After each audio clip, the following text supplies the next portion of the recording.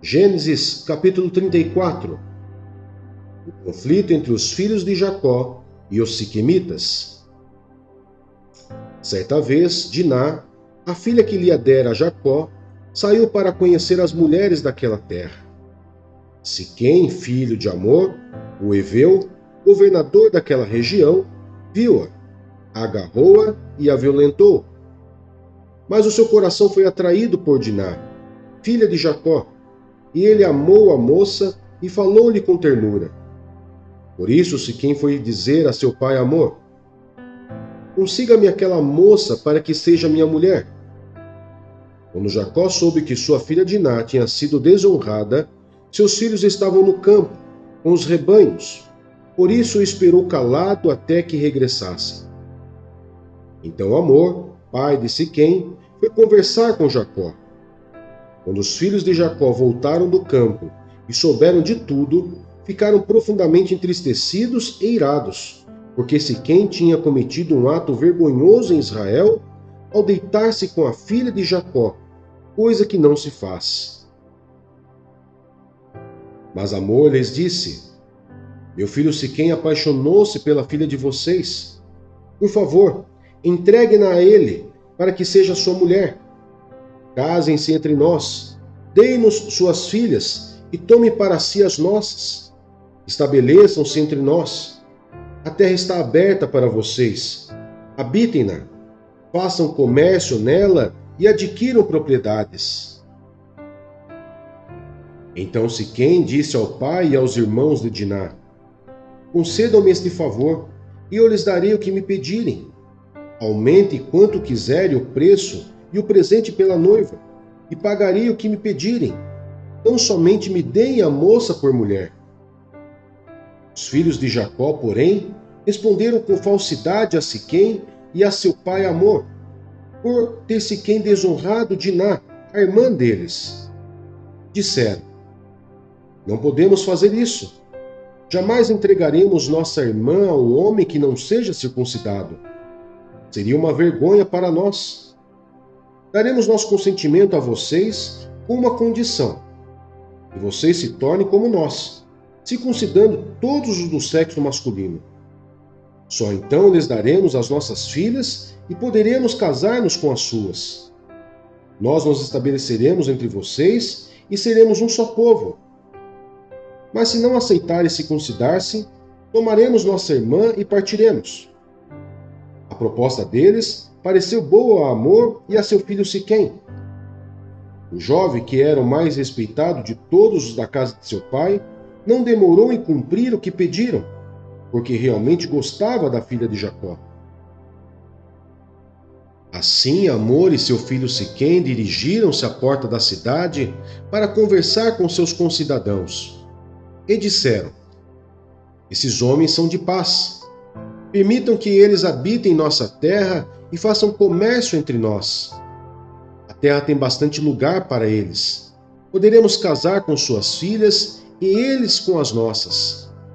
Mas eles só consentirão em viver conosco como um só povo, sob a condição de que todos os nossos homens sejam circuncidados como eles. Lembre-se de que os seus rebanhos, os seus bens e todos os seus outros animais passarão a ser nossos. Aceitemos então a condição para que se estabeleçam em nosso meio. Todos os que saíram para reunir-se à porta da cidade concordaram com Amor e com seu filho Siquém. E todos os homens e meninos da cidade foram circuncidados. 3 dias depois, quando ainda sofriam dores, 2 filhos de Jacó, Simeão e Levi, irmãos de Diná, pegaram suas espadas e atacaram a cidade desprevenida, matando todos os homens. Mataram ao fio da espada Amor e seu filho Siquém. Tiraram Diná da casa de Siquém e partiram. Vieram então os outros filhos de Jacó e, passando pelos corpos, saquearam a cidade onde sua irmã tinha sido desonrada. Apoderaram-se das ovelhas, dos bois e dos jumentos, e tudo o que havia na cidade e no campo. Levaram as mulheres e as crianças e saquearam todos os bens e tudo o que havia nas casas. Então Jacó disse a Simeão e a Levi: Vocês me puseram em grandes apuros, atraindo sobre mim o ódio dos cananeus e dos fariseus, habitantes desta terra. Somos poucos, e se eles juntarem suas forças e nos atacarem, eu e a minha família seremos destruídos. Mas eles responderam: está certo ele tratar nossa irmã como uma prostituta?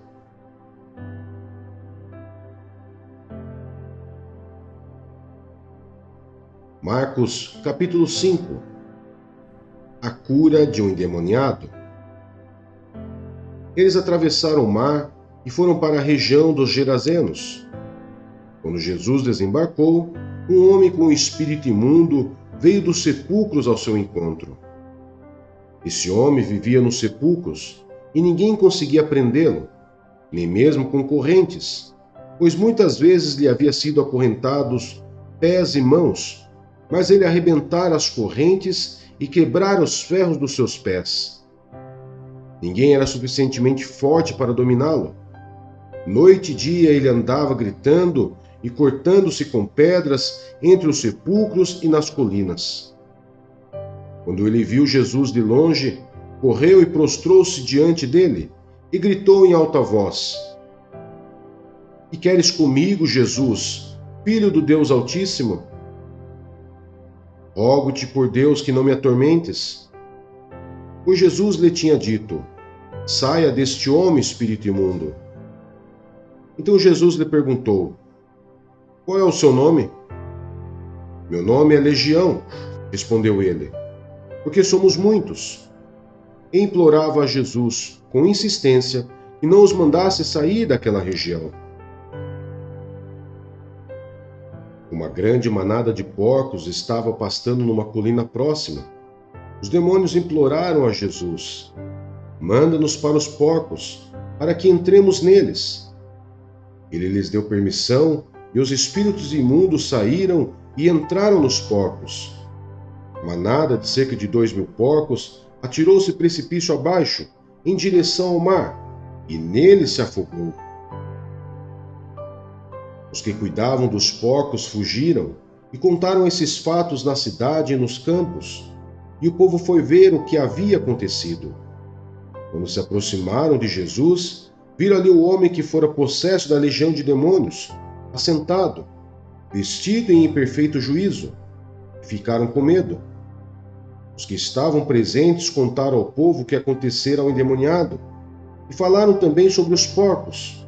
Então o povo começou a suplicar a Jesus que saísse do território deles. Quando Jesus estava entrando no barco, o homem que estivera endemoniado suplicava-lhe que o deixasse ir com ele. Jesus não o permitiu, mas disse: vá para casa, para a sua família, e anuncie-lhes quanto o Senhor fez por você e como teve misericórdia de você. Então, aquele homem se foi e começou a anunciar em Decápolis o quanto Jesus tinha feito por ele. Todos ficavam admirados. O poder de Jesus sobre a doença e a morte. Tendo Jesus voltado de barco para outra margem, uma grande multidão se reuniu ao seu redor, enquanto ele estava à beira do mar. Então chegou ali um dos dirigentes da sinagoga, chamado Jairo. Vendo Jesus, prostrou-se aos seus pés. Ele implorou insistentemente: minha filhinha está morrendo. Vem, por favor, e impõe as mãos sobre ela, para que seja curada e que viva. Jesus foi com ele. Uma grande multidão o seguia e o comprimia, e estava ali certa mulher, que havia 12 anos vinha sofrendo de hemorragia. Ela padecera muito sob o cuidado de vários médicos, e gastara tudo o que tinha, mas em vez de melhorar, piorava. Quando ouviu falar de Jesus, chegou por trás dele, no meio da multidão, e tocou em seu manto, porque pensava: se eu tão somente tocar em seu manto, ficarei curada. Imediatamente cessou sua hemorragia, e ela sentiu em seu corpo que estava livre do seu sofrimento. No mesmo instante, Jesus percebeu que dele havia saído poder. Virou-se para a multidão e perguntou: quem tocou em meu manto? Responderam seus discípulos: Vês a multidão aglomerada ao teu redor e ainda perguntas: Quem tocou em mim? Mas Jesus continuou olhando ao seu redor para ver quem tinha feito aquilo. Então a mulher, sabendo o que tinha acontecido, aproximou-se, prostrou-se aos seus pés e, tremendo de medo, contou-lhe toda a verdade. Então ele lhe disse: Filha, a sua fé a curou. Vá em paz e fique livre do seu sofrimento. Enquanto Jesus ainda estava falando, chegaram algumas pessoas da casa de Jairo, o dirigente da sinagoga. Sua filha morreu, disseram eles. Não precisa mais incomodar o mestre. Não fazendo caso do que eles disseram, Jesus disse ao dirigente da sinagoga: Não tenha medo, tão somente creia. E não deixou ninguém segui-lo, senão Pedro, Tiago e João, irmão de Tiago. Quando chegaram à casa do dirigente da sinagoga, Jesus viu um alvoroço, com gente chorando e se lamentando em alta voz. Então entrou e lhes disse: Por que todo esse alvoroço e lamento? A criança não está morta, mas dorme. Mas todos começaram a rir de Jesus.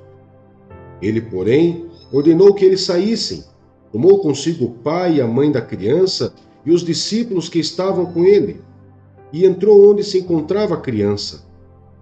Tomou-a pela mão e lhe disse: Talita cumi, que significa: Menina, eu lhe ordeno, levante-se. Imediatamente a menina, que tinha 12 anos de idade, levantou-se e começou a andar. Isso os deixou atônitos. Ele deu ordens expressas para que não dissessem nada a ninguém e mandou que desse a ela alguma coisa para comer.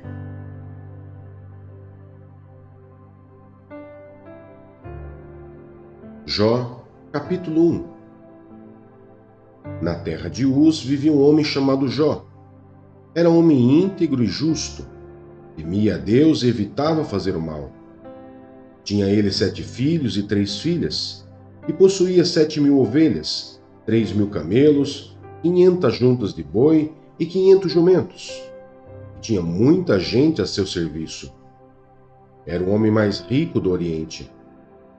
Seus filhos costumavam dar banquetes em casa, um de cada vez, e convidavam suas 3 irmãs para comerem e beberem com eles.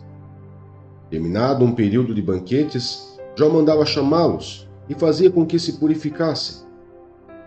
De madrugada, ele oferecia um holocausto em favor de cada um deles, pois pensava: talvez os meus filhos tenham, lá no íntimo, pecado e amaldiçoado a Deus.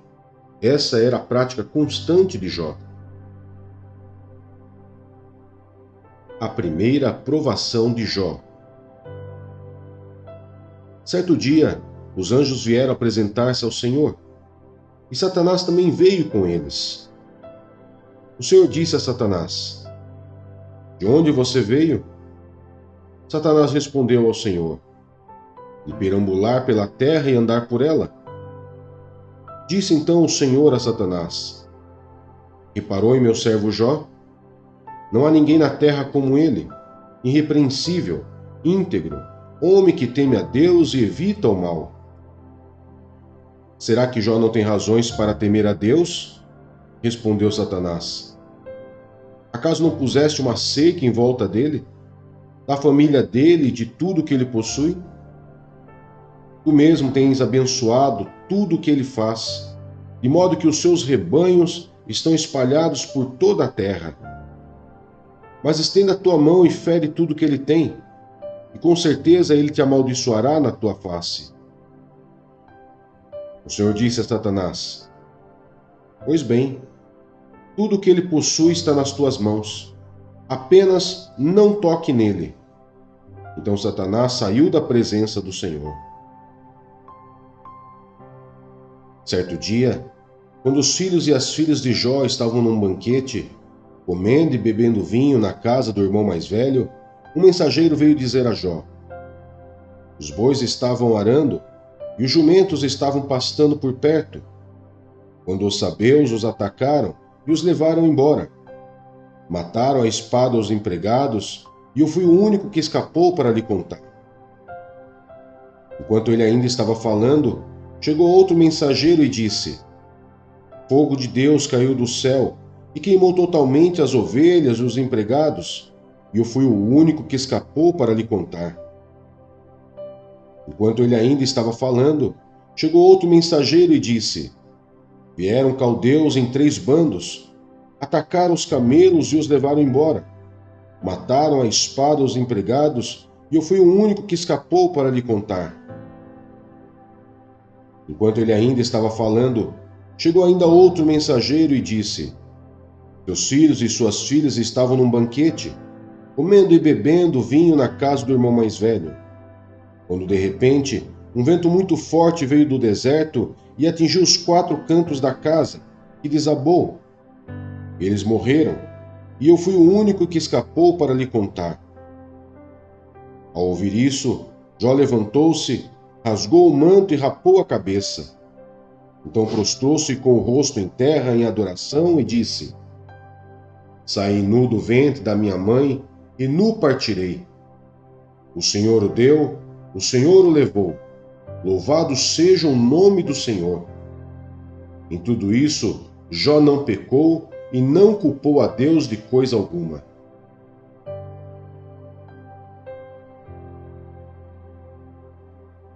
Romanos capítulo 5. Paz e alegria. Tendo sido, pois, justificados pela fé, temos paz com Deus, por nosso Senhor Jesus Cristo, por meio de quem obtivemos acesso pela fé a esta graça, na qual agora estamos firmes, e nos gloriamos na esperança da glória de Deus. Não só isso, mas também nos gloriamos nas tribulações, porque sabemos que a tribulação produz perseverança. A perseverança, um caráter aprovado, e o caráter aprovado, esperança. E a esperança não nos decepciona, porque Deus derramou seu amor em nossos corações, por meio do Espírito Santo que Ele nos concedeu. De fato, no devido tempo, quando ainda éramos fracos, Cristo morreu pelos ímpios. Dificilmente haverá alguém que morra por um justo, embora pelo homem bom, talvez alguém tenha coragem de morrer. Mas Deus demonstra seu amor por nós. Cristo morreu em nosso favor quando ainda éramos pecadores. Como agora fomos justificados por seu sangue, muito mais ainda por meio dele seremos salvos da ira de Deus. Se quando éramos inimigos de Deus, fomos reconciliados com ele mediante a morte de seu Filho, quanto mais agora, tendo sido reconciliados, seremos salvos por sua vida. Não apenas isso, mas também nos gloriamos em Deus, por meio de nosso Senhor Jesus Cristo, mediante quem recebemos agora a reconciliação. Morte em Adão, vida em Cristo. Portanto, da mesma forma como o pecado entrou no mundo por um homem, e pelo pecado a morte, assim também a morte veio a todos os homens, porque todos pecaram. Pois antes de ser dada a lei, o pecado já estava no mundo. Mas o pecado não é levado em conta quando não existe lei. Todavia, a morte reinou desde o tempo de Adão até o de Moisés, mesmo sobre aqueles que não cometeram pecado, semelhante à transgressão de Adão, o qual era um tipo daqueles que haveria de vir. Entretanto, não há comparação entre a dádiva e a transgressão. De fato, muitos morreram por causa da transgressão de um só homem, mas a graça de Deus, isto é, a dádiva pela graça de um só, Jesus Cristo, transbordou ainda mais para muitos. Não se pode comparar a dádiva de Deus com a consequência do pecado de um só homem. Por um pecado veio o julgamento que trouxe condenação, mas a dádiva decorreu de muitas transgressões e trouxe justificação. Se pela transgressão de um só a morte reinou por meio dele, muito mais aqueles que recebem a Deus a imensa provisão da graça e a dádiva da justiça reinarão em vida por meio de um único homem, Jesus Cristo. Consequentemente, assim como uma só transgressão resultou na condenação de todos os homens, assim também um só ato de justiça resultou na justificação que traz vida a todos os homens. Logo, assim como por meio da desobediência de um só homem muitos foram feitos pecadores, assim também, por meio da obediência de um único homem, muitos serão feitos justos. A lei foi introduzida para que a transgressão fosse ressaltada, mas onde aumentou o pecado, transbordou a graça, a fim de que, assim como o pecado reinou na morte, também a graça reine pela justiça para conceder vida eterna, mediante Jesus Cristo, nosso Senhor.